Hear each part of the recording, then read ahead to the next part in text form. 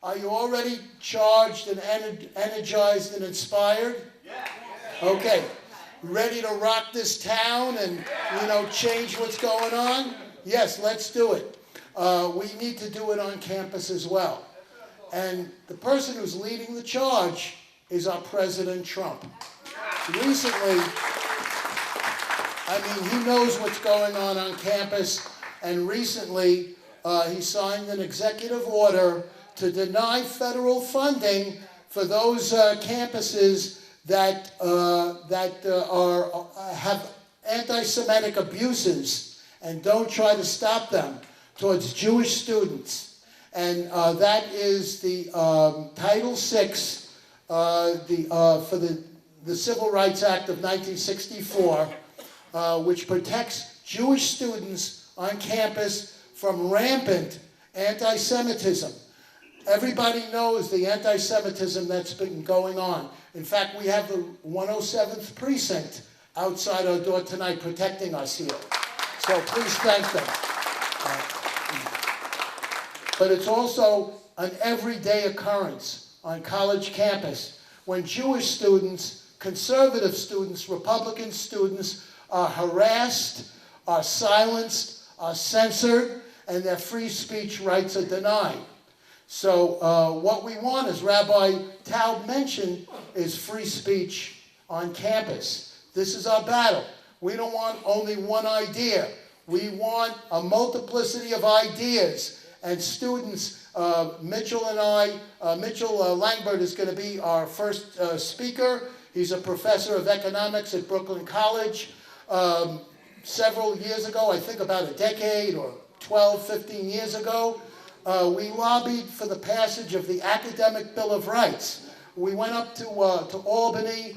It's legislation that protects students from viewpoint discrimination for failing a student or unfair grading because of their political beliefs or religious beliefs, their views or opinions.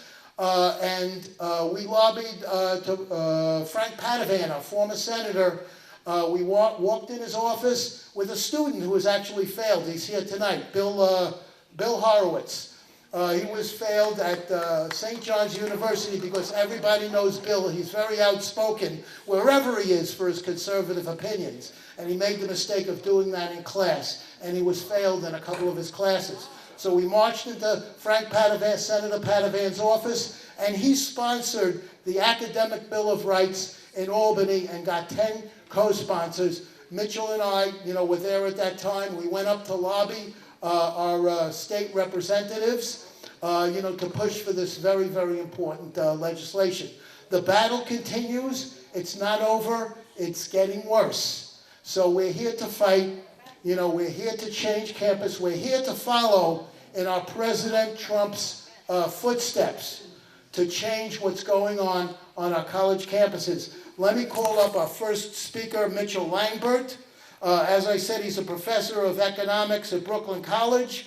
He's also, as I mentioned, been researching the political affiliations of college professors, finding that there's no Republicans represented on college campuses. And we're going to change that. He has his story to share with you, an amazing story, how he triumphed over the abuses of the left on campus. Let's give a Queens Village Republican Club welcome to my friend, Mitchell Langbert, professor of economics.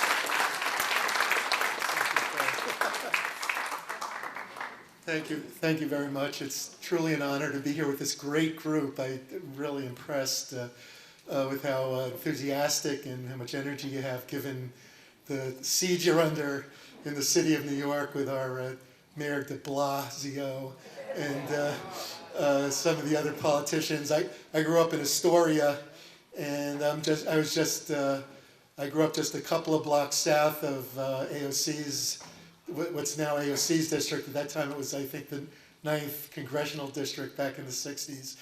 And it's just been heartbreaking to me to see what's been going on there.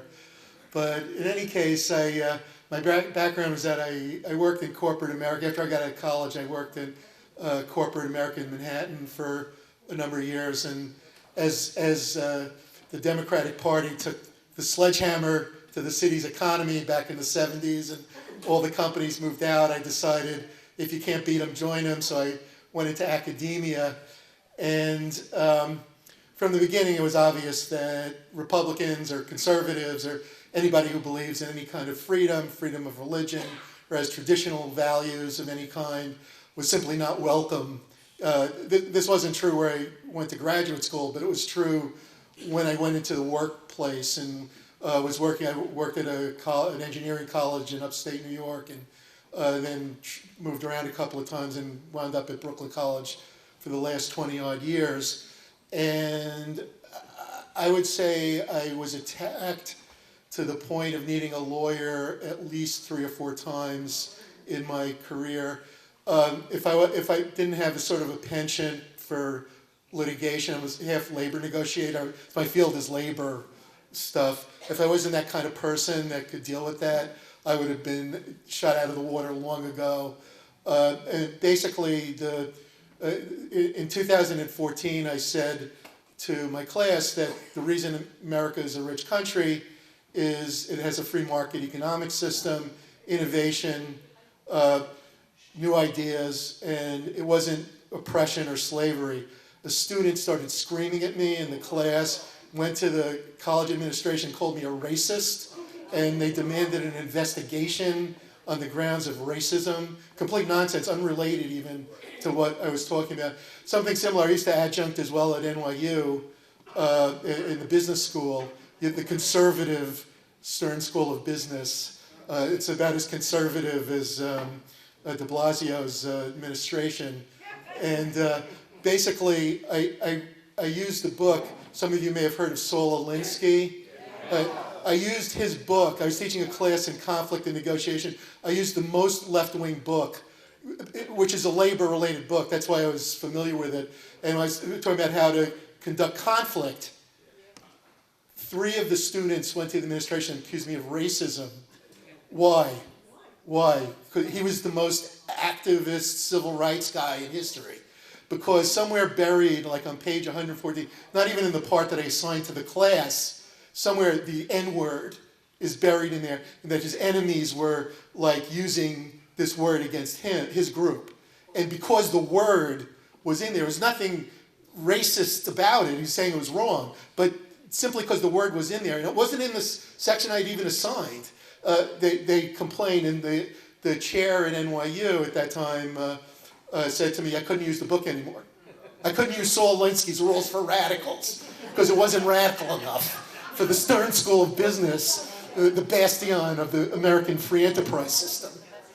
Okay, so basically, the latest of these escapades was last year. It came out in the media that I had made some disparaging remarks about the Kavanaugh lynching, and I'm using that word knowing the bogus objections to it, to use to that word, and basically a professor there who's tightly linked to Antifa taught the students. He was leading the professors leading the students, and they went to the media and they did this whole number on me with New York Times articles and so on and so forth.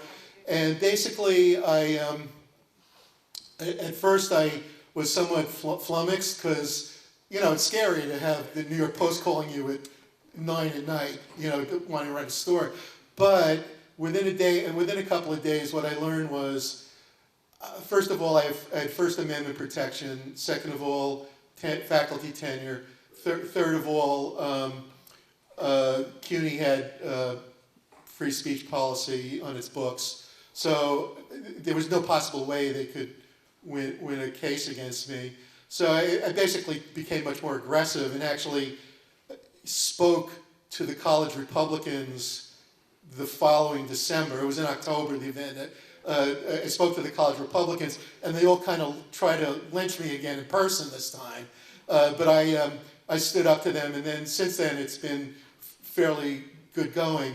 Luckily, not all of the conservatives have been stalwart. I'll be quite honest. The Charles G. Koch Foundation is political correctness personified. I really was shocked at that, because they've been so helpful to me in the past, but they just dissed me completely simply because of a little left-wing news media. And basically, on top of that, the National Association of Scholars was extremely supportive. I got a lot of help from the David Horowitz group, all kinds of really good people. And I've been publishing the Libertarian group, the Ludwig von Mises Society in Auburn was very helpful, and a number of others. And so basically I've done better than ever before in my career. So it didn't hurt me at all, and hopefully it'll give some inspiration to people who've been similarly attacked.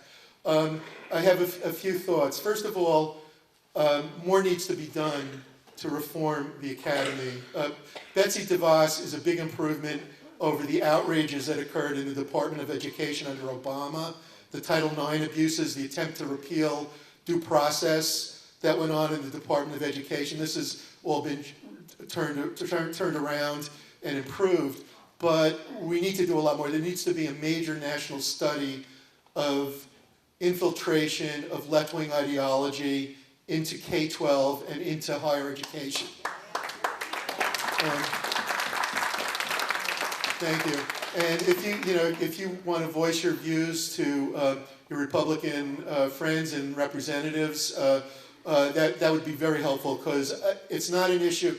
If you think about it, what could be more strategic than having the left dominating this K-12 system, teaching the children to hate our country, teaching the college students that the only reason America is rich is because of slavery, a complete lie, nonsensical lie that's just logically impossible, and that freedom is wrong, that free speech is wrong, that freedom of religion is wrong, that all the freedoms that we're used to should be abolished. That's what they're teaching them at Brooklyn College.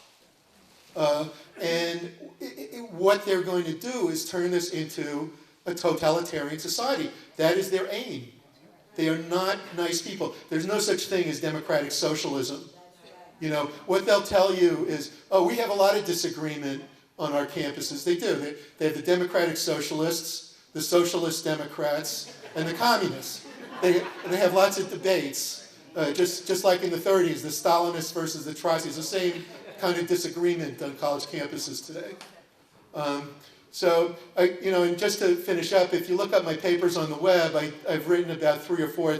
They've gotten some coverage on Lou Dobbs and some of the other Fox channels. And basically what I found is what Phil said, that there's overwhelming Democratic predominance in all of the elite colleges, in the liberal arts colleges, in many, many departments. The elite liberal arts colleges, you might as well send your kids to a Democratic Party training center. There's absolutely no Republicans.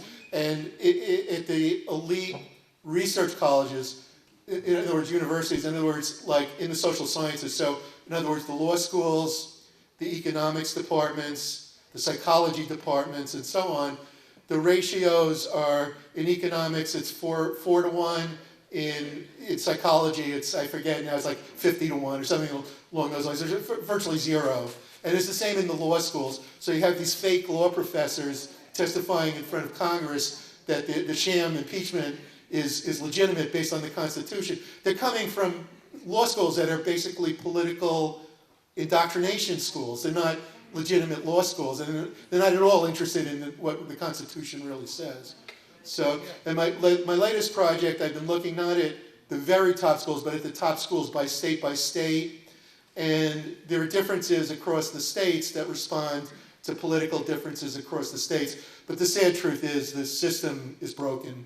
There's absolutely no diversity of ideas in higher education. In the social, not true of the sciences, okay? If you take out, the one exception is environmental biology, which looks like the social sciences. So biology is kind of in the middle, but the molecular biologists are like the regular scientists.